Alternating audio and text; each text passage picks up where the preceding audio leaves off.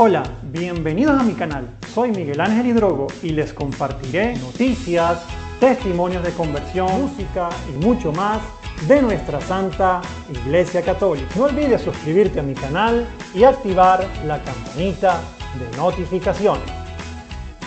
El Palmar de Troya, la secta pseudo-católica con papa autoproclamado. Conseguimos una entrevista con un teólogo experto en este tema. Secta, cisma, herejía. ¿Qué concepto refleja mejor la realidad del Palmar de Troya? Tiene muchos rasgos de lo que a menudo se llama una secta, aunque el concepto es muy problemático, pero sí es un grupo muy religioso y muy cerrado, donde las autoridades, el Papa, entre comillas, y alguno de los obispos tiene mucho poder e influencia en la vida de los fieles.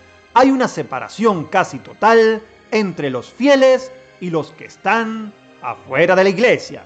Los miembros no deben tener contactos, sino muy superficiales, con gente en el trabajo, en la escuela o en el barrio. En ningún modo pueden tener contacto con expalmarianos, aunque sean familiares, como hermanos o padres. En general, los miembros tienen prohibido leer periódicos u otras publicaciones que no sean de la Iglesia.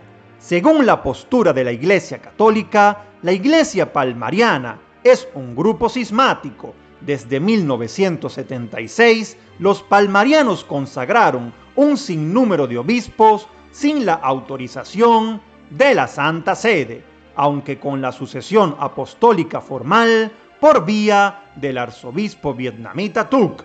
Desde aquel entonces, los palmarianos se fueron de la Iglesia Católica, pero según ellos mismos constituyen la verdadera Iglesia Católica, y los papas de Roma son apóstatas, sin nada que ver con el catolicismo. Con la elección del Papa Palmariano en 1978, el cisma fue total.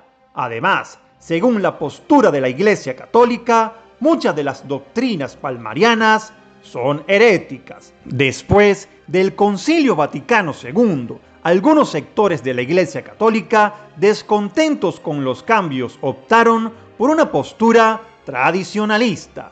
Otros, dando un paso más, se decantaron por el sedevacantismo, es decir, no reconocer al Papa como legítimo. Sin embargo, en el Palmar de Troya se emprendió una tercera vía, la de la autoproclamación papal. Fue algo serio. La Iglesia Palmariana no es el único grupo que tiene un Papa alternativo. Hay dos tipos principales de estos grupos. Los conclavistas son grupos que piensan que aunque estén formados por laicos, tienen autoridad a elegir un papa porque el que reside en Roma es un apóstata. Ejemplo son Michael I, elegido en 1990, y Pío XVIII, elegido en 1998, ambos en los Estados Unidos. Los papas autoproclamados o místicamente elegidos constituyen el otro grupo. Por supuesto, según su punto de vista, no son autoproclamados, sino elegidos por Dios mismo.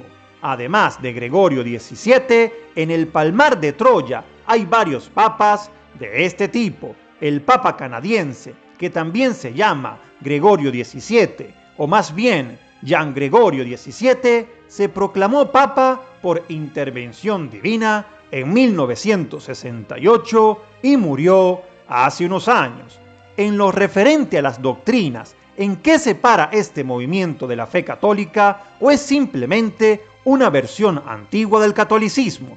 Aparte de todo, lo que tiene que ver con el papado palmariano, hay muchas creencias que existen en otros contextos tradicionalistas, sobre todo en los grupos que tienen un foco apocalíptico y mariano.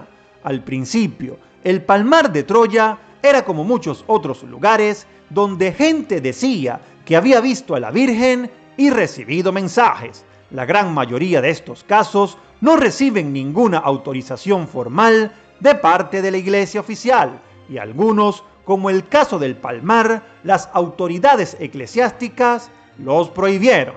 En cuanto a las doctrinas, hay algunas creencias bastante comunes en grupos católicos tradicionales. Tienen que ver con dogmas marianos, especialmente María como corredentora, o sea, que no solo Cristo, sino ella también es redentora de la humanidad. Algunas creencias son más originales, pero no únicas en el mundo tradicionalista, como por ejemplo que la Virgen está presente en el pan eucarístico junto a su Hijo. Hay creencias aún más originales, por ejemplo, que hay un planeta de María donde el pecado original no está presente, pero ni siquiera la idea del planeta de María existe solo en la doctrina palmariana. Existía en el grupo de los apóstoles del amor infinito en Francia en los años 60, bajo el liderazgo de otro papa alternativo, Clemente XIV. Una cosa que separa a los palmarianos de otros grupos tradicionalistas es la misa. Desde 1983 no usan la misa tridentina, sino una versión muy breve, de 3 a 5 minutos. El rito palmariano es una diferencia muy grande. Otra diferencia muy importante es que desde el año 2001 la Iglesia palmariana solo usa una Biblia palmariana, que es una versión totalmente revisada con base en las supuestas visiones y locuciones de Gregorio XVII, Clemente, pero también tomadas de las obras de la concepcionista española María de Ágreda y de Ana Catalina Emmerich, una mística alemana. La Biblia palmariana tiene muchas historias e interpretaciones que no están en la Biblia tradicional. Ahora mismo, ¿cuántos adeptos tiene el Palmar de Troya? ¿Cuántos viven en el complejo en torno a la basílica? ¿Cuántos en España y cuántos en el extranjero? Es muy difícil saberlo. En un sermón de agosto del 2011, el nuevo Papa Gregorio decía que la Iglesia tenía entre 1000 y 1500 miembros, pero muchos dejaron la orden o fueron excomulgados. Hoy creo que el número total no supera el millar. No creo que haya más de 30 obispos y 30 monjas que vivan en el complejo en el Palmar de Troya. Parece que la mayoría de los fieles en España ya viven en el pueblo del mismo nombre. El grupo más grande fuera de España parece que es el de Irlanda, pero muchos irlandeses han dejado la orden recientemente. Hay grupos en otros países como Alemania, Francia, Suiza, Austria, Inglaterra, Estados Unidos y Argentina. ¿Se puede considerar al Palmar de Troya una secta peligrosa o dañina? ¿En qué sentido? ¿Puede poner algún caso o algún ejemplo?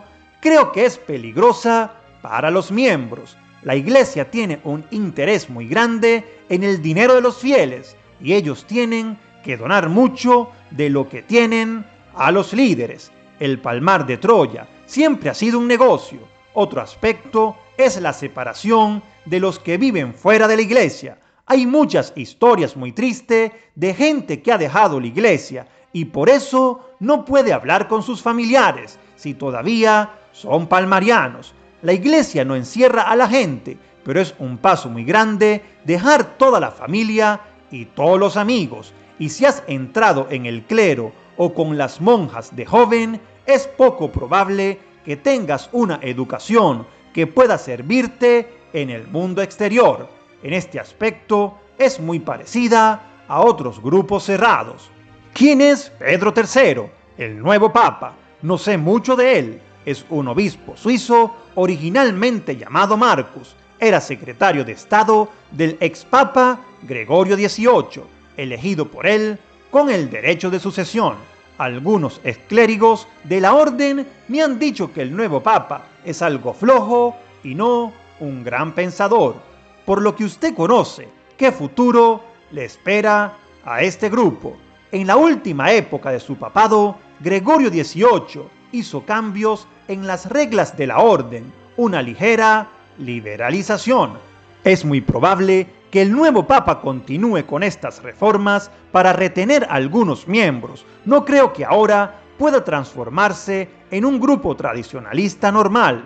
Probablemente vamos a ver algún grupo cismático que diga que el nuevo Papa del Palmar no es el Papa verdadero, sino que ellos son los verdaderos palmarianos. Otra posibilidad es que más obispos digan como el ya ex Papa que todo ha sido un montaje sin verdad y que ellos mismos ya no creen en esto. Es posible que la Iglesia pueda sobrevivir, pero no es seguro. La apostasía del ex Papa debe haber sido un desastre, pero es posible que lo expliquen de algún modo apocalíptico. Las autoridades públicas deberían preocuparse más por este fenómeno y la Iglesia Católica, las autoridades deben investigar la economía del grupo. Estoy seguro de que van a encontrar cosas bien interesantes. Todavía parece que hay mucho dinero por allá. La Iglesia, no lo sé. Pero lo importante es no ver a los líderes palmarianos como unos payasos, sino como algo más siniestro. Para los miembros y exmiembros es una realidad que afecta a toda la vida. En entrevista en la prensa española, el ex Papa ha dicho que quiere pasar la página y vivir tranquilamente con su novia, pero tiene que pensar mucho en lo que ha hecho contra mucha gente en sus 3 décadas en la orden y especialmente durante los últimos 5 años como Papa. Debería hablar sobre la Iglesia públicamente y explicar cómo hacían para engañar a la gente y si los nuevos líderes también saben que todo es un montaje. Esto sería importante. Me gustaría conocer tu opinión en la caja de comentarios. Muchísimas bendiciones.